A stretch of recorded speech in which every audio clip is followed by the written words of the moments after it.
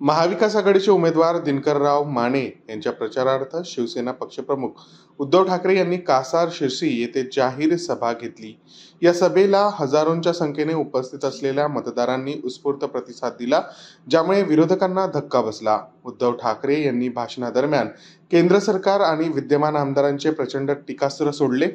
महागाई वाढवणाऱ्या महायुती सरकारला महाग युती म्हणत कठोर शब्दात फटकारले। शेतकऱ्यांसाठी योग्य निर्णय न घेणाऱ्या सरकारला बोकेरूपी खोके सरकार म्हणून संबोधले आणि महाविकास आघाडीचे सरकार लवकरच स्थापन होईल असा विश्वास व्यक्त केला। दिनकरराव माने यांनी आपल्या भाषणात विद्यमान आमदारांच्या संपत्तीबाबत गंभीर आरोप केले। औसा, लातूर, पुणे आणि जम्मू काश्मीरमध्ये असलेल्या त्यांच्या संपत्तीतून पोलखोल केली। सत्तेचा गैरवापर करून जनतेचा पैसा गोळा करणारे हे आमदार फडणवीसांच्या मोजणीदार आहेत, असे ठणकावून सांगितले। यावेळी अमित देशमुख यांनी 25 डिसेंबर 2024 पर्यंत शेतकऱ्यांच्या कर्जमाफीचा आश्वासन दिले आणि शेतकऱ्यांना 50,000 रुपयांचे अनुदान देण्याची घोषणा केली।